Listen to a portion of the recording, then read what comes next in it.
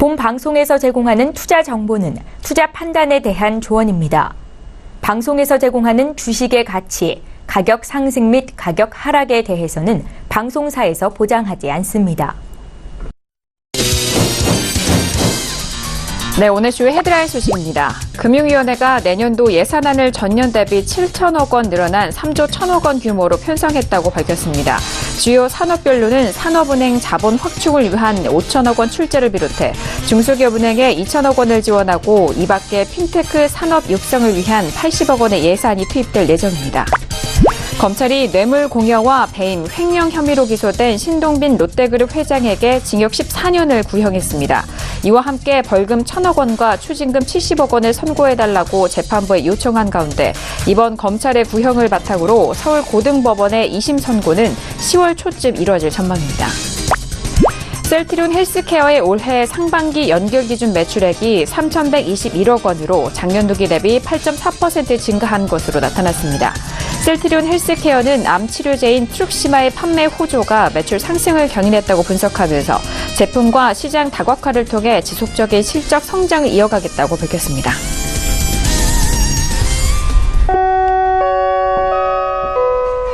네, 안녕하세요. 평택천호 정석투자 MC 김은혜입니다. 자, 오늘은 수요일장이었습니다. 자, 오늘 코스피 지수가 외국인의 수급에 힘입어서 오늘도 상승으로 마감이 됐습니다. 자, 오늘 외국인의 수급은 현선물 쪽에서 모두 들어오는 상황인데요.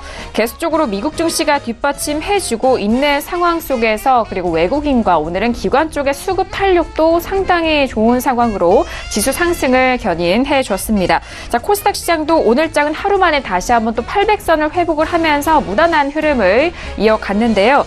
하지만 여전히 미중 무역 분쟁에 대한 부분이 남아있고 지금은 리스크가 잠시 좀 진정 국면에 접어들었기 때문에 긍정적인 전망을 하기에는 아직도 이른 시점입니다. 자, 오늘도 저희 정석투자와 함께 하시면서 시장에 대한 정리와 그리고 내일장의 대응 전략까지 꼼꼼하게 확인해 보시길 바라겠습니다. 자, 그럼 오늘 시장 흐름 다시 한번 점검합니다. 시세 보시죠. 네, 오늘 코스피 지수는 전일 대비 0.26% 상승한 2309.03의 장을 마칩니다. 코스닥 지수는 전일 대비 0.63% 상승한 803.18의 장을 마칩니다. 유가증권 시장에서는 기관과 외국인의 동반 순매수, 반면 개인 홀로 순매도 이어갑니다. 코스닥 시장에서는 개인과 외국인의 동반 순매수, 반면 기관 홀로 순매도 이어갑니다. 코스피 시가총액 상위 종목 확인합니다. 삼성전자를 비롯한 SK하이닉스 그리고 삼성전자 우선주와 셀트리온 등 시총 상위 종목들의 상승으로 오늘장 마무리가 됐습니다. 삼성전자는 46,800원에 SK하이닉스는 82,600원에 오늘장 마무리가 됐습니다. 코스닥 시가총액 상위 종목도 확인합니다. CJ ENA 홀로 반등하면서 0.47% 강보합권으로 25만 6,300원에 오늘장 마무리가 됐습니다. 네, 본격적으로 오늘장 정석투자 시작해 보도록 하겠습니다. 자, 오늘은 수요일 저녁인데 오늘은요 봉추선생 이강민 전문가님과 함께 이어가 보도록 하겠습니다. 봉추선생 이강민 전문가님 어서 오세요. 네, 안녕하세요. 네, 반갑습니다. 정말 바깥에 비가 정말 많이 오잖아요. 네, 먼저 인사 말씀 시청자분들께 전해 주실까요? 네, 시장이 연일 상승하면서 투자자들이 기대감을 많이 갖는 것 같습니다. 지금은 일단 추세에 대한 확인이 먼저고요. 아직까지 추세가 완전히 바뀌었다 그렇게 볼 수는 없습니다. 여전히 하락 추세에서 반등이 나오는 그런 흐름이기 때문에 일단 추세를 먼저 확인하고 그러고 나서 그 이후의 대응에도 늦지 않다 그런 말씀을 꼭 드리고 싶습니다. 네, 알겠습니다. 오늘장도 또 전문가님이 알차게 준비하셨다고 하니까요. 오늘 한 시간도 기대 많이 해주시길 바라겠습니다. 자, 그럼 1교시 바로 들어가 봅니다. 오늘의 1교시는요. 업종의 이해 시간입니다. 자, 시장 안에서 업종에 대한 분석, 이해가 먼저 선행되어질 때 종목에 대한 이해도 더욱더 차별화가 될 것 같은데요. 지난주 시간까지도 정말 주요 업종에 대해서 하나씩 좀 살펴보고 있는 상황인데 오늘은 어떤 업종 함께 다뤄볼까요? 자, 봉추 선생님, 오늘 살펴볼 업종은 어떤 업종 준비하셨을까요? 네, 오늘은 운송장비 업종입니다. 코스피 운송장비 업종인데요. 01호 15번이죠. 네, 그래서 오늘은 운송장비 업종에 대해서 살펴보겠고요. 운송장비 업종은 역시 코스피의 전통적인 4대 업종 중에 하나입니다. 그래서 지수를 견인할 수 있는 주도 업종으로서 갈 수 있는 그런 업종 중에 하나다 그렇게 볼 수가 있겠습니다. 과거에 엄청나게 좋은 흐름을 보였었죠. 2007년까지 굉장히 큰 상승세를 보였었던 흐름이었고요. 또 2011년에도 당시에 주도 업종으로서 시장을 주도했던 그런 업종 중에 하나입니다. 그래서 항상 지수가 상승할 때 주도 업종으로 갈 수 있는 업종이기 때문에 잘 살펴볼 필요가 있다 그렇게 볼 수가 있겠고요. 또 운송장비 업종은 특색이 있습니다. 업종은 하나지만 업종 내에서 두 가지로 나눠서 볼 수가 있다는 거죠. 자동차와 조선 이렇게 나눠서 보시는 게 좋습니다. 왜냐하면은 같은 업종이지만 자동차와 조선이 엄연히 다른 그 사업을 하기 때문에 흐름 자체가 다르게 나오는 경우가 상당히 많습니다. 그래서 자동차와 조선을 나눠서 보자 그렇게 말씀을 드리겠고요. 먼저 자동차에 대해서 설명을 드리겠습니다. 자동차 같은 경우에는 역시 내수에서 수익을 창출하는 그런 구조라고 볼 수가 있죠. 사실 뭐 소비자들이 가끔 뭐 그런 불만을 터치지 않습니까? 내수와 수출차의 어떤 그 가격 차이나 이런 것들에 대해서 좀 불만이 있는 경우도 있고 그러는데요. 자동차 업종은 기본적으로 내수에서 수익을 창출해서 그 수익에서 좀 수익성이 떨어지는 면을 메꾸는 그런 흐름이다 그렇게 보시면 될 것 같습니다. 사실 그 내수 같은 경우에는 그동안 거의 뭐 한국의 이 자동차 메이커들이 독차지하다시피 뭐 그렇게 했었는데요. 지금 40, 50대만 하더라도 사실 그런 그 생각이 클 거예요. 웬만하면 가격이 비슷하다고 하면은 국산차를 타야지 뭐 그런 생각을 하는데요. 20, 30대 같은 경우에는 지금 흐름이 많이 바뀌고 있습니다. 지금은 수입차를 굉장히 많이 선호하는 그런 흐름이고요. 사실 시장에서도 그 점유율 면에서 수입차들이 많이 점유율을 따라오는 그런 흐름입니다. 그리고 20, 30대 같은 경우에는 역시 같은 가격이라고 하면은 수입차를 조금 더 선호하는 그런 흐름입니다. 그리고 향후에 또 뭐 지금 FTA나 이런 것들이 다 체결이 됐지 않습니까? 그래서 관세라든지 이런 것들이 그 많이 그 지금처럼 이렇게 문턱이 높지 않다고 하면은 향후에는 이런 흐름이 더 심해지겠죠. 그래서 내수에서 차지하는 어떤 점유율이나 이런 것들이 계속해서 떨어질 가능성이 상당히 높다 그렇게 볼 수가 있겠고요. 수출 같은 경우에는 역시 글로벌 자동차 메이커들과 경쟁을 할 수밖에 없겠죠. 기술적인 부분에서는 선진국 자동차 업체들하고는 역시 차이가 있습니다. 그래서 가격 경쟁을 할 수밖에 없습니다. 그런 면에서 봤을 때는 가격을 낮출 수밖에 없겠죠. 그래서 수익성이 내수보다는 확실히 떨어진다는 거죠. 그래서 뭐 수출에서는 사실 수출에서 나오는 매출이 훨씬 크긴 하지만은 수익성 면에서는 확실히 떨어진다. 그렇기 때문에 내수에서 수익을 창출하는 구조다 그렇게 보시면 될 것 같고요. 그리고 역시 성장성의 한계가 왔다고 봐야죠. 국내에서 어떤 그 매출 현황이나 이런 것들이 상당히 점유율에서 떨어지는 그런 흐름이고요. 수출도 역시 뭐 중국 시장이나 이런 부분에서 과거처럼 이렇게 폭발적으로 늘어나기에는 이제 한계에 온 상태다. 그렇게 보시면 될 것 같습니다. 그래서 이제 업황의 어떤 흐름 자체는 과거처럼 그 강하게 팽창하던 그런 흐름은 좀 지났다고 볼 수가 있겠고요. 또 실적이나 이런 부분들이 그런 면에서 좀 드러나는 그런 부분이다.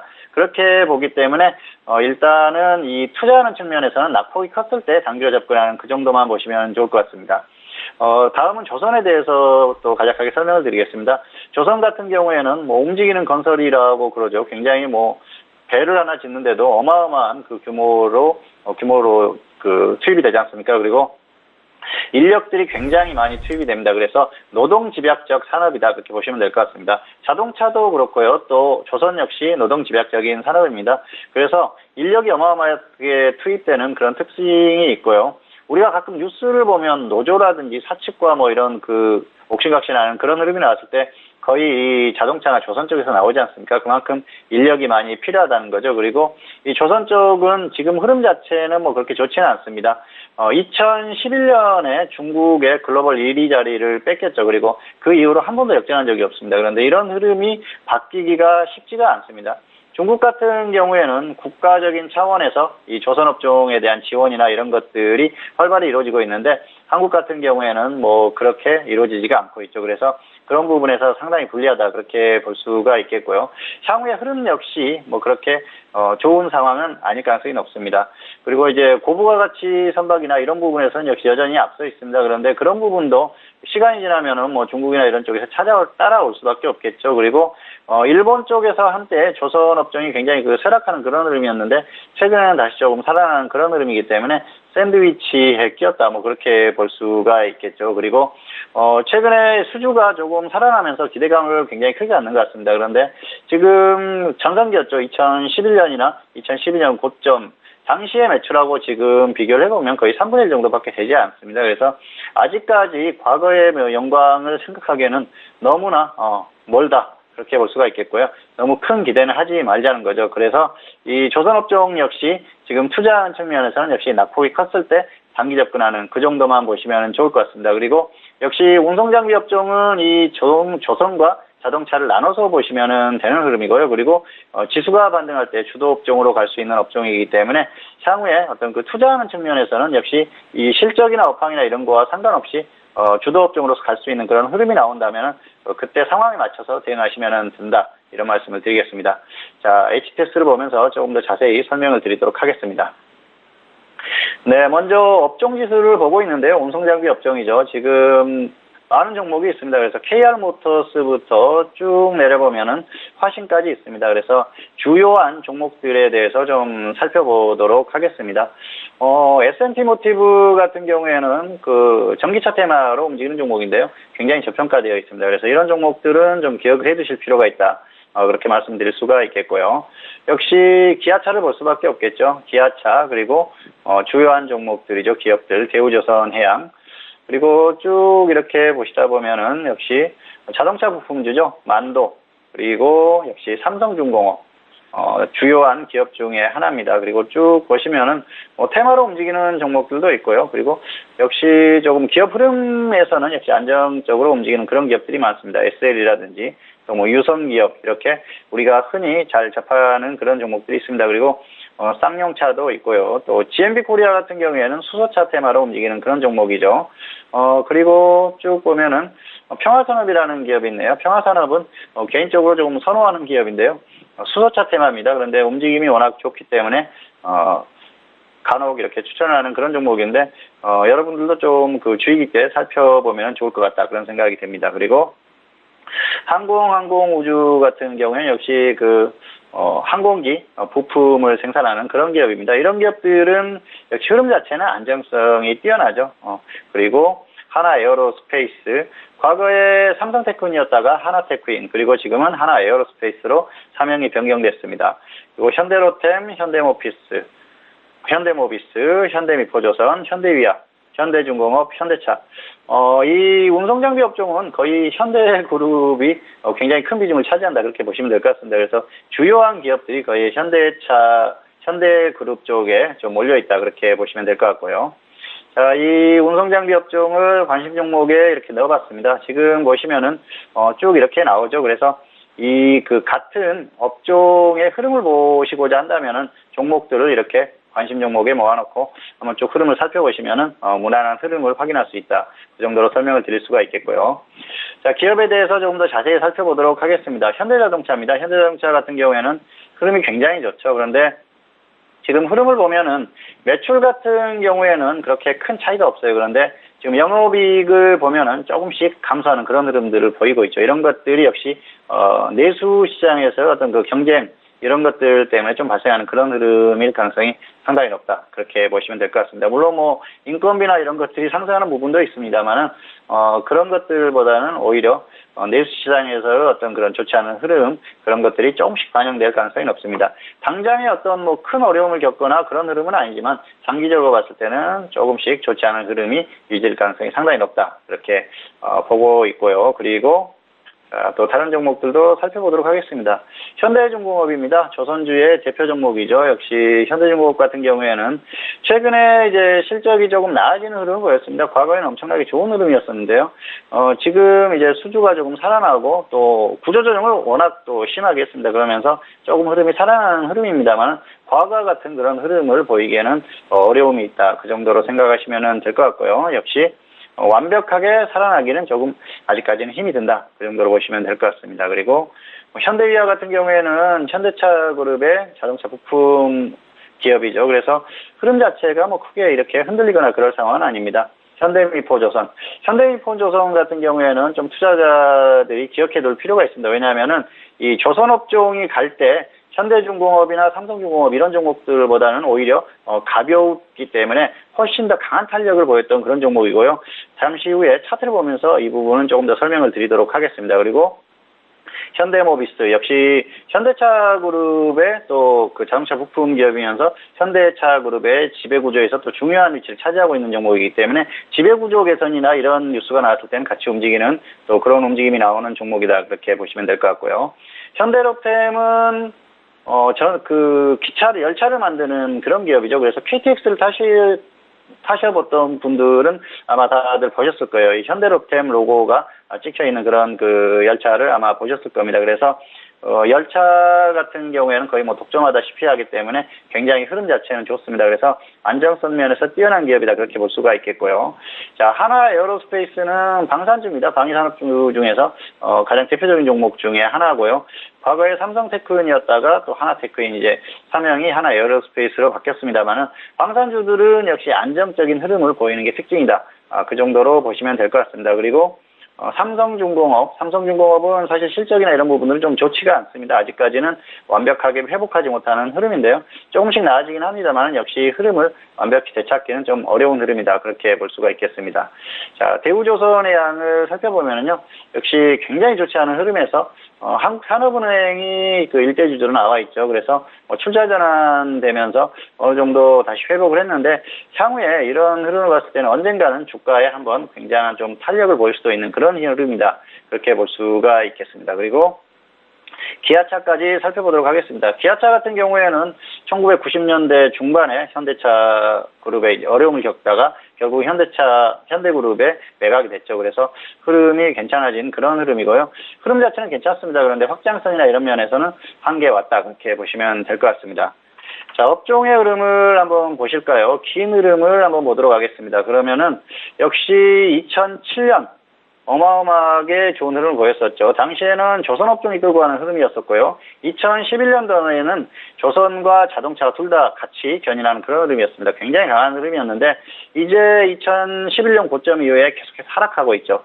이런 흐름은 대표적인 종목들의 흐름만 살펴보셔도 쉽게 볼 수가 있습니다. 현대중공업의 흐름을 보시면은 2007년, 2011년 두 차례에 걸쳐서 엄청난 흐름을 보이다가 고점을 기록하고 계속 하락하고 있죠. 그래서 이 흐름을 업황의 흐름과 함께 다시 회복하기가 상당히 힘들어진 흐름입니다. 그리고 현대차의 흐름 역시 2012년 고점 이후에 계속해서 하락하고 있는 흐름입니다. 그래서 자동차나 조선의 어떤 흐름들이 이런 대표 종목들의 흐름을 그대로 따라간다 보시면 될 것 같고요.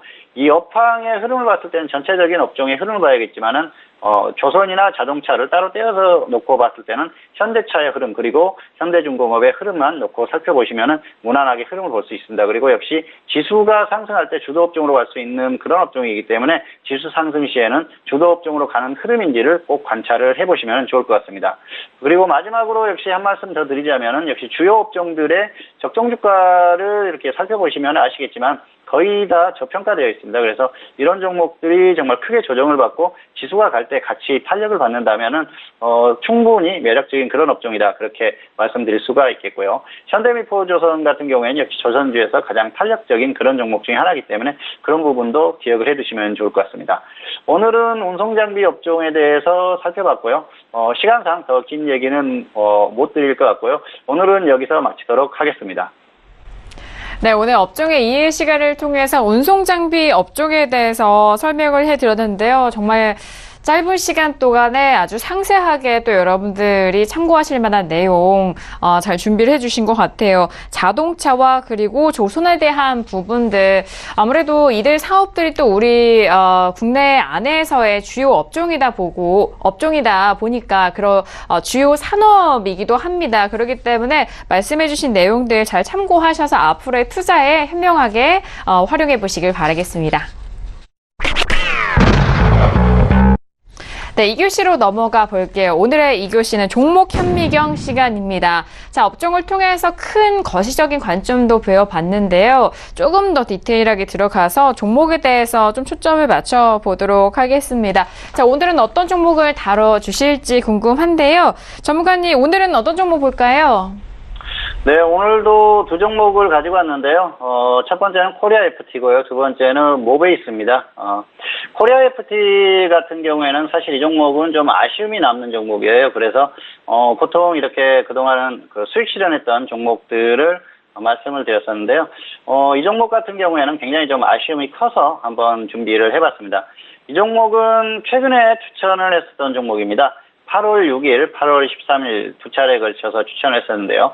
8월 6일 같은 경우에는 2,100원에 추천을 했었던 종목입니다. 사실 그 전날 그 추천 종목을 결정을 하고 좀 가격을 정하기 때문에 미리 가격을 설정을 했었는데 동시효과를 보면서 상당히 고민을 했었습니다. 이 종목을 시가에 그냥 매수를 시킬까 상당히 고민을 했었는데요. 당시에 그냥 이 가격 설정을 해서 추천을 했었는데 매수가에 약간 못 미쳤습니다. 사실 그 전날까지의 흐름을 보면은 장중이라도 충분히 매수가가 올 가능성이 상당히 높다. 그렇게 보고, 추천 가격을 2,100원으로 정했었는데요. 2,155원, 그러니까 55원 차이로 안 잡혔죠. 그리고 나서 곧바로 급등을 했었는데요. 사실 이 종목은 그 유무료 동시에 추천한 그런 종목이었습니다. 그래서 무료 추천주로도, 장중에 그 장의 시작하고 나서 추천을 했었던 그런 상황입니다. 그런데 무료 추천을 하고 나서 9시 4분 정도에 추천을 했는데 9시 6분부터 갑자기 급등을 하더니 상한가를 갔었던 그런 종목이에요. 그래서 아쉬움이 좀 짙게 남았던 그런 상황이고요. 그리고 8월 13일에는 2,350원에 다시 한번 추천을 했습니다. 당시에는 매수가 됐었습니다. 그래서 매수가 되고 충분히 추세적으로도 끌고 갈 수도 있고 또 단기 급등한다면 단기 수익 실현 후에 다시 한번 접근을 할 수 있겠다. 그런 생각에서 추천을 했었는데요. 당시에는 매수는 됐지만은 장중에 지수의 흐름이 너무 좋지 않았습니다. 그래서 당시에 코스닥을 보면 거의 4% 가까이 하락하면서 거의 지수가 무너지는 흐름이었었고요.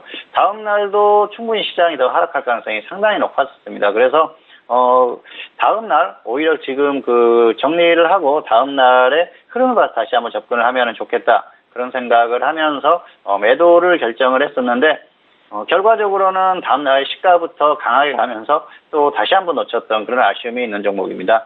이 종목은 자율주행차 테마주입니다. 자율주행차 테마주는 제가 그동안 꾸준히 강조를 했었던 그런 그 테마인데요. 자율주행차 테마 중에서 강하게 갔던 종목들도 있었고요. 그렇지 않은 종목들도 있었습니다. 이 종목 같은 경우에는 최초로 추천을 했을 때 가격 조정을 충분히 받았었어요. 그래서 가격 메리트가 있었기 때문에 이 정도면 충분히 접근이 가능하겠다. 그렇게 생각을 해서 추천을 했던 그런 상황이었는데요. 결과적으로는 조금 아쉬움이 남는 그런 결과였다. 그렇게 볼 수가 있겠습니다. 다만 이런 그 추천 과정은 좀 그 기억을 해두시면 좋지 않을까 생각해서 오늘 그 코리아 FT를 준비를 해봤고요. 차트를 보면서 조금 더 설명을 드리도록 하겠습니다. 네, 코리아 FT인데요. 이 종목을 처음 추천했던 날이 이날입니다. 8월 6일이죠. 8월 6일 이 상한가를 갔던 날인데요. 사실 그 전날 가격이 2,130원이었어요. 그래서 충분히 장중이라도 2,100원은 올 수 있겠다 생각을 해서 2,100원 가격을 제시를 했습니다. 이전에 한번 강하게 상승이 나왔었고요. 그리고 고점 이후에 조정을 충분히 받았습니다. 가격적으로도 충분히 조정을 받았고요. 그리고 흐름상으로도 크게 빠지지 않고 횡보하면서 저점이라는 판단을 할 수 있는 충분한 그런 흐름이었었죠. 그래서 여기에서 추천을 했었던 그런 상황이고요. 그리고 그 결과적으로는 역시 그 생각이 틀리지 않았다 그렇게 볼 수가 있겠습니다.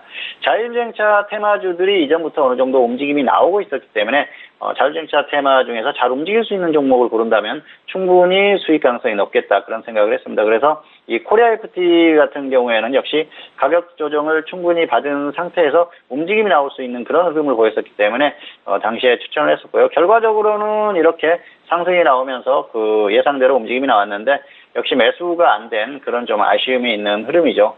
두 번째 접근을 했을 때는 바로 이날입니다. 8월 13일인데요. 당시에는 장중에 2,350원을 기준으로 제시를 했었고요. 매수가 됐습니다. 그런데 이날은 그 종목도 조정을 받았죠. 5% 넘게 조정을 받았는데요. 당시 코스닥 지수의 흐름이 굉장히 좋지 않았습니다. 코스닥이 이날이죠. 8월 13일 4% 가까이 하락했어요. 그래서 흐름을 봤을 때는 여기에서 직전 저점 라인에 거의 지금 다가왔지 않습니까? 그래서 저점을 깨고 하락한다고 하면 시장이 완전히 무너질 수 있었기 때문에 테마주들도 시장이 완전히 무너지는 흐름이 나온다고 하면은 같이 하락할 수밖에 없습니다. 그래서 그런 부분을 봤을 때는 조금 더 보수적으로 생각하는 게 낫지 않을까 그런 생각을 했습니다. 그렇기 때문에 이때는 웬만한 종목들은 조금 정리를 하고 관리에 들어가는 게 오히려 더 낫겠다 생각을 했습니다. 그리고 사실 지수가 더 빠진다고 하면은 종목들은 같이 하락하겠죠. 그리고 테마주라고 하더라도 그날 강하게 움직이는 종목들이 아니면 조정을 더 받을 가능성이 높습니다. 그래서 더 아래에서 매수할 수 있는 기회가 오겠구나 그렇게 생각해서 정리를 했는데 결과적으로는 조금 맞지 않았다 그렇게 볼 수가 있겠고요. 네, 코리아 IFT는 결국은 이날 그 매도를 하고 나서 다음 날에 바로 급등이 나왔습니다. 좀 이런 면이 두 번에 걸쳐서 이런 아쉬움이 있었기 때문에 상당한 아쉬움이 있었던 그런 종목이라서 오늘 또 골라봤고요. 이후에 조정을 받으면 다시 한번 접근을 하려고 그런 생각을 가지고 있었는데 확실하게 조정을 받지 않고 계속해서 좋은 흐름, 어느 정도 강한 흐름을 보이다가 오늘 결국은 상한가를 가는 모습을 보고 상당한 아쉬움이 남았던 종목입니다. 다만 이 종목을 추천하는 과정을 좀 기억을 해두셨으면 좋을 것 같습니다. 테마가 움직이는 흐름, 그리고 종목이 충분히 조정을 받는 이런 흐름, 그리고 저점을 다지는 흐름을 보고 접근을 한다면은 확률이 높아지겠죠. 그렇기 때문에 아무 때나 추격 매수하지 마시고요. 이렇게 어떤 그 테마라든지 업종이라든지 움직이는 흐름을 보고 그리고 나서 종목의 가격을 설정한 후에 접근을 한다면은 충분히 메리트가 있기 때문에 그렇게 접근을 하면 확률이 높아진다. 그런 말씀을 다시 한번 드리도록 하겠습니다. 네, 두 번째 종목은 모베이스입니다. 모베이스 같은 경우에는 IT 부품주죠. 이 종목은 최근에 추천한 종목은 아니고요. 역시 오늘도 과거에 추천했던 종목을 또 역시 하나 가지고 왔습니다. 모베이스 같은 경우에는 2013년 10월 23일에 추천을 했었던 종목인데요. 당시 그 9,500원에 추천을 했었고요. 그리고 단기로 역시 손절 10% 수익 20% 이 정도 노려보자 이렇게 그 추천을 했었던 종목인데 단기에 매수 이후에 급등하면서 수익 실현을 했던 그런 종목입니다. 당시의 흐름을 보면은 IT 부품 업종이 충분히 조정을 받았어요. 그래서 이전에 엄청난 흐름을 보이다가 가격적으로 조정을 받았기 때문에 종목별로는 가격 메리트가 있는 종목들 같은 경우에는 충분히 단기로 움직임이 가능하겠다 그런 판단을 했었습니다. 그래서 모베이스라는 종목을 추천을 했었고요.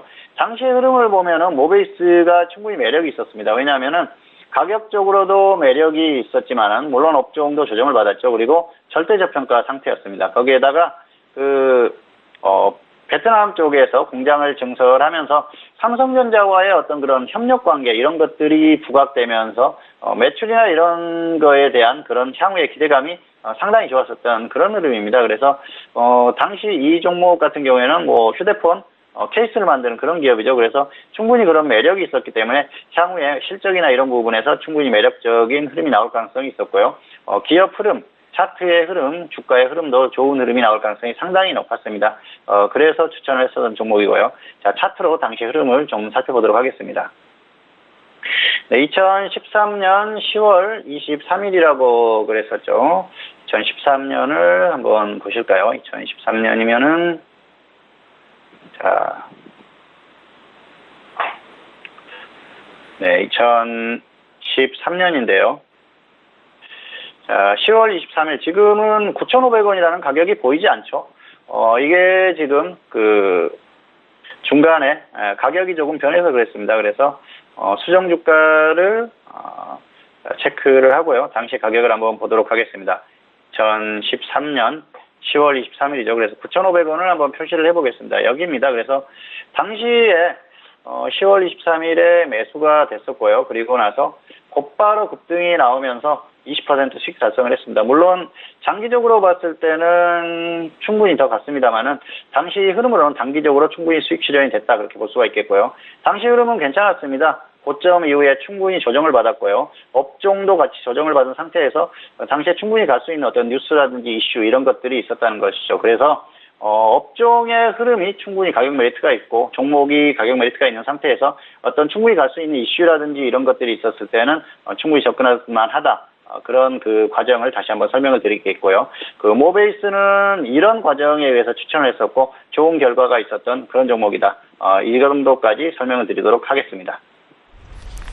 네, 오늘 종목 현미경 시간을 통해서 코리아 FT와 그리고 모베이스에 대해서 다시 한번 설명을 드렸습니다. 자, 코리아 FT 같은 경우에는 뭐 저희가 개편 전에도 포트폴리오 안에서도 좀 많은 설명을 드렸었던 종목이기도 하고요. 이 전의 흐름 좀 살펴드렸으니까 앞으로 가격대 살펴보시고 참고하시는 분들 잘 확인해 보시길 바라겠습니다.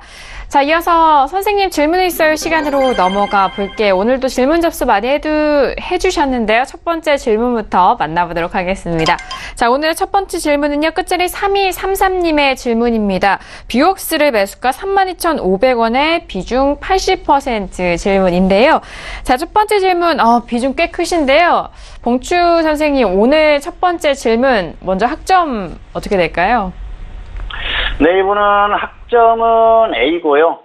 그리고 일단 전략은 이렇습니다. 절반은 매도하시고 나머지만 가지고 본전에 매도하시거나 나머지는 수익 30% 이상 이렇게 보시기 바랍니다. 매수를 잘하셨어요. 사실 비중이 조금 많아서 부담스럽긴 한데요. 매수 자체가 괜찮았다 그렇게 볼 수가 있겠습니다. 자, 차트로 설명을 드리겠습니다. 32,500원인데요. 32,500원이면은 여기입니다. 그래서 지금 보시면은 이 종목이 상당히 크게 조정을 받았습니다. 고점 이후에 계속해서 조정을 받았는데요. 최근 흐름은 저점에서 반등이 나왔습니다. 20% 정도 반등이 나왔고요. 그래서 단기 저점을 어느 정도 확인을 했다고 봐야죠. 그리고 나서 7% 정도 조정을 받았습니다. 여기에서 매수나 여기서 매수인데요. 저점 부근에서 눌림목에서 다시 한번 매수를 했기 때문에 가격적으로 충분히 매수를 잘했다 그렇게 볼 수가 있겠습니다. 물론 비중이 많습니다. 그런데 뭐 비중은 매매하는 금액에 따라서 좀 많을 수도 있고 작을 수도 있고 그런 흐름이 있습니다. 그런데 그런 부분을 떠나서 매수 자체를 저점 매수를 잘했기 때문에 A를 드린 그런 상황이고요. 그리고 흐름 자체도 결과도 괜찮습니다. 그래서 이 단기적으로 저점을 어느 정도 확인하고 매수를 했다는 그런 흐름, 그리고 저점에서 매수를 한 이런 부분 때문에 A를 드렸고요. 그리고 역시 비중이 지금 일단은 많습니다. 금액이 작더라도 일단 수익권이기 때문에 절반은 매도하시고요. 나머지만 가지고 본전 매도하시거나 아니면 수익은 흐름이 좋기 때문에 30% 이상 이렇게 끌고 가보시는 게 좋을 것 같습니다. 네, 첫 번째 질문 뷰옥스 질문을 주셨습니다. A학점이 첫 질문으로 확인이 됐고요. 일단 지금은 수익성에 대해서 좀 좋기 때문에 끌고 가시면서 목표가 30% 이상 설정을 해보시길 바라겠고요. 절반은 매도 후, 절반에 대해서는 본전 또는 수익 30% 목표가 잡아보시길 바라겠습니다. 자, 이어서 다음 질문도 만나볼게요. 다음 질문은요. 끝자리 6744님의 질문입니다. LG를 매수가 74,500원에 비중 30% 질문을 주셨습니다. LG에 대해서 진단 받아볼까요? 전문가님 어떻게 보실까요? 네, 학점은 B고요. 이분은 본전 매도하시거나 손절 10% 이렇게 대응하시기 바랍니다. 이분도 매수는 괜찮게 하셨어요. 그래서 뭐 완벽한 매수는 아니지만 저점 부근에서 매수를 하셨기 때문에 괜찮다 그렇게 볼 수가 있겠습니다. 자, 차트로 설명을 좀 더 드리도록 하겠습니다. 74,500원이죠. 그래서 여기입니다. 74,500원인데요. 매수가가 약간 높긴 하죠. 저점 부분에서 반등이 나오고 나서 거의 이제 고점 부분인데요. 뭐 크게 상승한 부분은 아닙니다. 그래서 한 10% 정도 반등이 나왔는데요. 지금은 일단 매수 자체가 그렇게 아주 높지 않고 적당히 했다 그렇게 볼 수가 있겠습니다. 고점 이후에 충분히 조정을 받았고요. 최근에 지수가 버티고 반등이 나오는 흐름이었기 때문에 이 종목에 대한 매수를 해볼 만한 그런 상황이었긴 하다고 생각을 합니다. 그런데 지수의 추세적인 흐름을 봤을 때는 뭐 계속해서 끌고 갈 만한 그런 상황은 아니지만 단기적으로는 접근을 해볼 만한 그런 상황이었다는 거죠. 어쨌든 지수가 버티고 반등이 나오는 흐름이었기 때문에 접근을 할 만했습니다. 그런데 지주사들 같은 경우에는 역시 지수를 볼 수밖에 없습니다. 그래서 지수의 추세적인 흐름을 생각했을 때는 장기적으로 끌고 가기는 힘들다 그렇게 볼 수가 있겠고요. 그렇기 때문에 일단 하락했었던 폭이 있어서 반등하면 본전 매도하시고 하락하면 손절 10% 후에 관망하시는 게 좋을 것 같습니다. 네, LG에 대한 진단입니다. 학점은요, B학점 부여가 됐고요. LG는 본전 매도 또는 손절은 마이너스 10% 가격대까지 잡아드리도록 하겠습니다. 자, 다음 종목도 살펴볼게요. 다음 질문에 대해서는요, 끝자리 4604님의 질문인데요. 셀트리온을 매수가 27만 7천원에 비중 20% 질문을 주셨습니다. 자, 오늘 셀트리온, 그리고 최근에도 좀 궁금하실 부분 같은데, 먼저 학점 확인해 볼까요? 네, 학점은 C입니다. 그리고 전략은 본전 매도하시거나 손절 10% 이렇게 대응을 하시기 바랍니다. 가격 메리트가 없는 애매한 가격에 매수를 하셨습니다. 자, 차트를 보여드리겠습니다. 27만 7천 원이죠. 그래서 이 정도입니다. 27만 7천 원이면 이 정도인데요. 지금 보면은 가격이 애매하죠. 최근에 또 박스권 흐름이 나오고 있는데요. 박스권의 하단도 아니고요. 그렇다고 해서 확실하게 가격 메리트가 있는 것도 아닙니다. 셀트리온 같은 경우에는 고점 이후에 40% 하락했고요. 30% 이상 반등이 나왔습니다. 어느 정도 단기 흐름이 나왔다고 보는 게 맞고요. 최근에 이 셀트리온 같은 경우에는 호재가 여러 가지 있었어요. 바이오에 대한 그 회계 처리에 대한 그런 호재가 있었고요. 그리고 사실 미국에서 승소하는 그런 흐름, 그리고 일본에서 제품을 출시하는 그런 호재까지 있었는데 큰 흐름이 나오지 않고 있습니다. 이런 것들은 종목의 자체적인 흐름 자체가 어느 정도 좀 끝났다 그렇게 볼 수가 있겠고요. 바이오가 잠깐 반등이 나오는 흐름인데 추세적으로는 반등이 강하게 나오기는 어렵다고 봅니다. 그렇기 때문에 매수가를 생각해서 본전 매도하시거나 손절 10% 후에 당분간은 관망하시는 게 좋을 것 같습니다. 네, 알겠습니다. 자, 셀트리온 같은 경우에는요, 일단 시학점이 부여가 된 상황이고요. 본전 매도 또는 손절은 역시나 마이너스 10%에 대해서 대응 전략 정리해드리도록 하겠습니다. 자, 지금 시각이 10시 35분이 지나면서 오늘장 뉴욕 증시가 개장이 됐습니다. 이틀 전에 미국과 멕시코의 협상 소식 전달을 해드렸는데, 이제 남아있는 캐나다까지 다시 좀 재개 소식이 들려오면서 호재로 작용할지 계속해서 지켜보고 있는 상황인데요. 기술주의 이런 상승세로 3대 지수 좀 혼조세를 보이고 있는데 다우지수 홀로 좀 하락세로 시작이 됐다라는 점 속보 내용 전달을 해드립니다. 자, 이어서 다음 질문도 만나볼게요. 다음 질문은요. 끝자리 4741님의 질문이고요. 아모레퍼시픽을 매수가 28만 9천 원의 비중 40% 질문을 주셨습니다. 자, 오늘 질문들이 좀 굵직한 종목들 많이 접수가 됐는데 아모레퍼시픽은 어떻게 보실까요?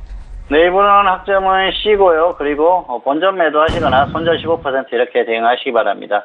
매수는 별로 문제가 없었어요. 그런데 대응이 조금 좋지 않다 그렇게 볼 수가 있겠고요.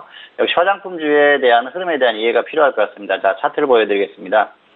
28만 9천 원이죠. 그래서 29만 원 정도입니다. 그런데 매수가를 보면은 나쁘지 않습니다. 고점 이후에 충분히 조정을 받은 눌림목 구간이죠. 자, 최근 흐름을 보면요. 저점에서 고점, 그리고 눌림목, 다시 상승. 그래서 이 정도면 눌림목이라고 볼 수가 있겠는데요. 매수는 문제가 없었습니다. 그런데 비중이 조금 많고요. 그게 문제고요. 그리고 하락했을 때 마이너스 12%까지 하락했는데 계속 홀딩한 걸 보면 역시 기준 없이 대응하시는 분이시다. 그래서 시약점을 드릴 수밖에 없었습니다. 기준을 가지고 대응을 하시는 게 좋을 것 같고요.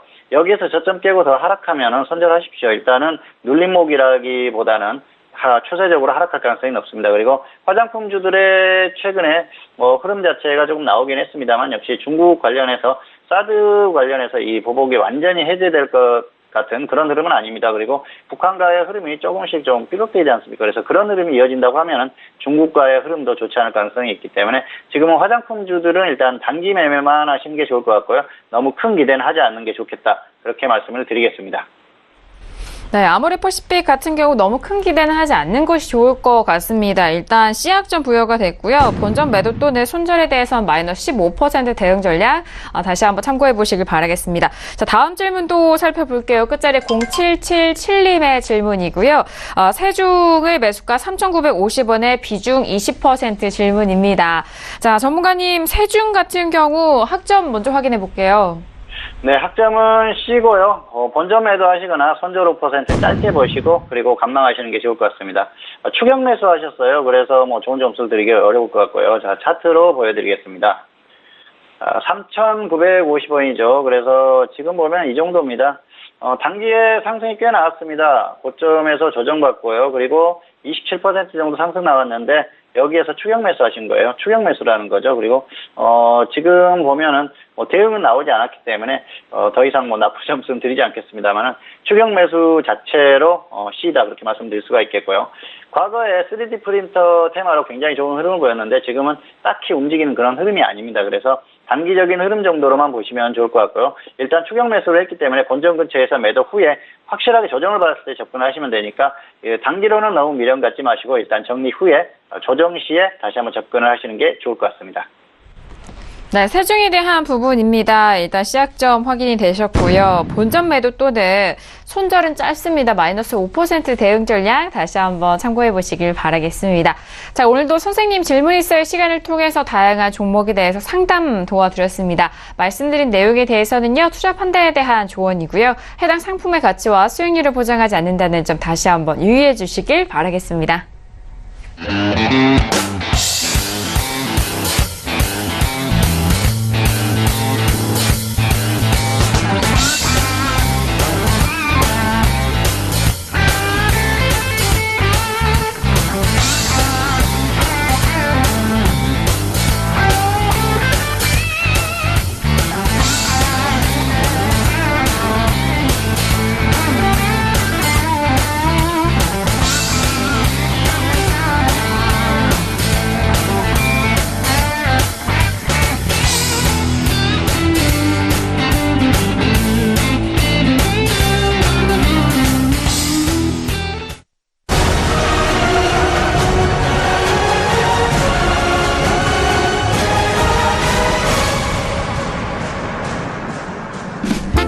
네, 지금 시각 10시 40분, 뉴욕 증시 개장한 지 10분 정도 지난 시간입니다. 네, 먼저 개장 소식부터 기사 함께 보면서 말씀드리겠습니다. 네, Nasdaq hits record high as Amazon and Alphabet rise as Canada trade talks resume이라고 보실 수 있는데요. 네, 멕시코와의 나프타 협상이 타결되면서 이 캐나다와의 회담도 지금 재개되는 소식이 들려오고 있습니다. 이 부분이 또 지수 상승을 견인했고요. 또 기술주인 아마존과 또 알파벳사가 그 상승에 견인을 했다라고 함께 좀 전달 드리도록 하겠습니다. 네, 지금 나프타 협상에 관련된 이야기가 요즘의 단연 이슈입니다. 이 부분에 관련된 좀 소식들을 좀 더 자세하게 말씀을 드리고자 하는데요. 외신을 보시는 분들이라면 오늘 낮부터 캐나다와의 협상 재개 소식을 많이들 보셨을 거라 생각이 듭니다. 이에 대한 상보들, 좀 추가되는 내용들 말씀을 드리고자 하는데요. 네, 캐나다 외무장관은 이제 워싱턴에 도착을 해서 로버트 하이저 미국 대표와 이 지금 협상을 재개하고 있는 상황입니다. 확실히 큰 협상이 될 거고 또 성실히 임하겠다. 그리고 전력을 다하는 노력을 하겠다라고 발언한 바 있습니다. 네, 멕시코와의 회담이 긍정적으로 지금 이뤄지고 있는 만큼 캐나다와도 긍정적인 방향으로 가지 않을까. 트럼프 역시도 매우 그 부분을 희망하고 있기 때문에 긍정적인 소식을 기대할 수 있을 것 같다는 외신 쪽의 이야기입니다. 네, 지금 재협상 같은 경우에는 미국은 상당히 지금 급한 지금 입장입니다. 이 트럼프 대통령이 새 나프타에 서명을 하려면 일단 의회에 이 최종안을 통보한 뒤에 90일 동안 기다려야 하는데요. 멕시코에서는 오는 12월 1일 신정부가 지금 들어설 예정입니다. 네, 결과적으로 트럼프 대통령이 잡음 없이 이 재협상을 마무리하려면 이달 말까지는 이 3국이 모두 만족하는 협상을 만들어야 하는데요. 네, 그렇기 때문에 이달 31일까지 협상을 끝내지 못해도 미국은 캐나다와의 협상이 결렬돼도 멕시코와의 협정만이라도 추진할 계획이라고 지금 밝힌 바 있습니다. 네, 지금 또 캐나다와 미국의 가장 큰 분쟁의 지금 쟁점은요, 관세 분쟁 해결을 위한 독립적인 분쟁 해결 기구의 존폐 여부입니다. 네, 미국과 멕시코는 이전 협상에서 이를 폐지하기로 했지만 캐나다는 지금 미국에게 밀리지 않고 협상을 하기 위해서는 이런 독립적인 기구가 반드시 필요하다라고 지금 보고 있는 상황입니다. 또 미국은 이 캐나다의 낙농업 시장 개방을 요구하고 있지만 이 캐나다의 현재 정부는 이를 수용할 생각이 없는 것으로 지금 알려져 있고요. 미국과 캐나다가 지난 여름 내내 지금 무역 문제를 놓고 보복 관세와 또 험담을 주고받았다는 점과 또 트루도 총리가 2019년 재선을 노린다는 점에서 캐나다가 순순히 미국의 요구대로는 움직이지 않을 것으로 예상이 되고 있습니다. 네, 그리고 멕시코 경제장관 역시 미국과 캐나다의 전투가 거대한 전투가 될 것이라면서 쉽지 않을 것 같다라고 지금 발언을 한 상황입니다. 네, 앞으로의 추이를 좀 더 지켜봐야 할 것 같고요. 나프타 협상으로 인해서 중국과의 미중 관세 전쟁을 어떤 식으로 트럼프 대통령이 끌고 갈 것인지에 대한 여부도 주목되고 있습니다. 네, 이어서 중국 증시 상황입니다. 네, China stocks and lower, a state planner warns of growth risk라고 보실 수 있는데요. 네, 중국 증시는 지금 하락 마감을 했고요. 또 지금 이제 중국의 경제기획부서인 국가발전개혁위원회 주임이 이 하반기 경제 성장률에 대한 우려를 포함하면서 이제 하락 압력을 지금 받고 있는 상황입니다. 네, 상하이 종합지수 전장 대비 0.31% 하락한 2769.29의 거래를 마쳤고요. 네, 선전 종합지수는 전장 대비 0.56% 내린 1489.29에 마감을 했습니다. 네, 지금 말씀드린 바와 같이 이 허리펑 발개위 이 장관급 주임이 중국은 건전하고 안정적인 경제 발전을 이루는 데 있어서 지금 좀 어려움을 겪고 있다라는 발언을 한 바 있습니다. 이 발언으로 지금 중국 증시 좀 하방세를 이어가고 있다는 소식인데요. 물론 지금 미국과의 무역 갈등 아직 끝나지 않았습니다. 나프타 협상 타결이 있고요. 하지만 추가 협상 의지를 중국이 내보이는 만큼 앞으로의 좋은 소식도 기대해 볼 수 있지 않을까 싶은 상황입니다. 네, 그리고 이어서 이 트럼프 대통령의 트위터를 좀 소개를 해드리고자 합니다. 네, 외신을 보시는 분들이라면 트럼프 대통령의 트위터를 늘 항상 보고 계시는 분들 많으실 텐데요. 요즘에 트럼프 대통령의 트위터에는요, 네, 나프타 관련된 이야기도 있지만 또 이 기밀 정보가 담긴 힐러리의 이메일을 중국이 해킹했다라는 주장을 계속해서 올리고 있습니다. 네, 사실 이제 2016년 미국 대선 당시 민주당 측 후보였던 힐러리의 이 개인 정보의 대부분이 기밀이었다라고 이야기를 하면서 FBI와 또 미국 법무부에 지금 정식 수사를 지금 촉구하고 있는 상황입니다.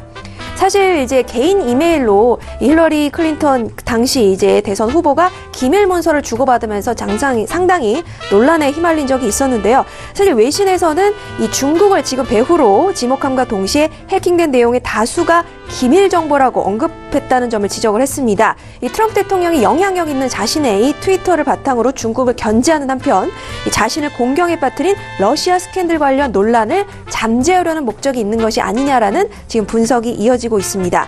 하지만 이 부분에 대해서 중국에서는 별다른 반응을 아직은 내놓고 있지 않습니다. 지금 중국 외교부 대변인은요, 중국은 인터넷 안전을 지키는 것을 확고히 지지하면서 어떠한 인터넷 공격 활동도 반대할 것이다라는 이야기를 내놓았습니다. 국제사회는 인터넷 안전 위협에 대응할 수 있도록 대화와 협력을 강화하기 바란다라고 말하면서 우회적인 표현을 내놓았는데요. 이 부분에 대한 또 트럼프 대통령의 반격과 또 중국의 반응이 또 주목되는 상황입니다. 네, 이상 글로벌 시황센터 박나경이었습니다. 네, 오늘 뉴욕 증시 개장과 함께 여전히 기술주의 강세 흐름이 보여졌고요. 미국과 중국 그리고 멕시코, 캐나다까지 이런 무역 분쟁에 대한 부분 여전히 이어지고 있는 상황입니다. 자, 그렇다면 목요일장에 대한 전망 함께 알아볼 텐데요. 봉춘 선생님, 내일장 전망 우리 시장 어떻게 보실까요? 네, 사실 지금 역시 그 시장의 지수의 흐름은 한계로 보고 있습니다. 수요일 정도의 고점을 기록하지 않을까 생각을 했는데요. 사실 화요일에 조금 조정을 받고 수요일에 다시 고점을 기록한 후에 꺾일 가능성이 높다고 봤는데 화요일에 반등이 나오면서 수요일에 반등을 했지만 화요일 고점을 넘어가지 못하는 그런 흐름입니다. 그래서 지금 흐름 자체는 어느 정도 좀 한계에 왔다 그렇게 보고요. 최근에 이 수급이나 이런 것들을 분석해 봤을 때는 계속해서 가기는 조금 힘든 상황입니다. 역시 수급적으로 외국인이 조금 매수하는 흐름이 나오고 있지만은 크게 이렇게 의미가 있는 그 정도의 숫자는 아니다 그렇게 볼 수가 있겠습니다.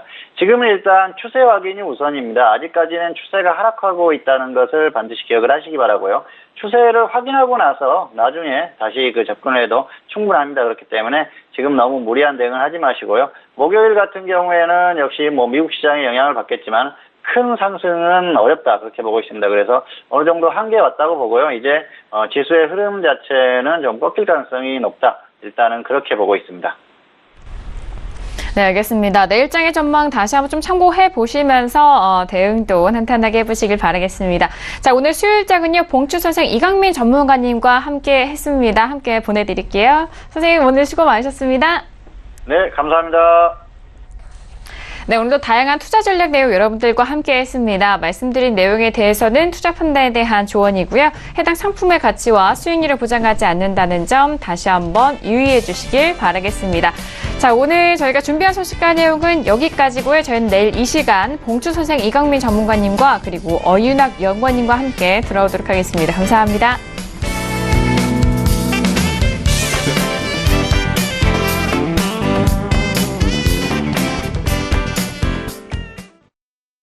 본 방송에서 제공하는 투자 정보는 투자 판단에 대한 조언입니다. 방송에서 제공하는 주식의 가치, 가격 상승 및 가격 하락에 대해서는 방송사에서 보장하지 않습니다.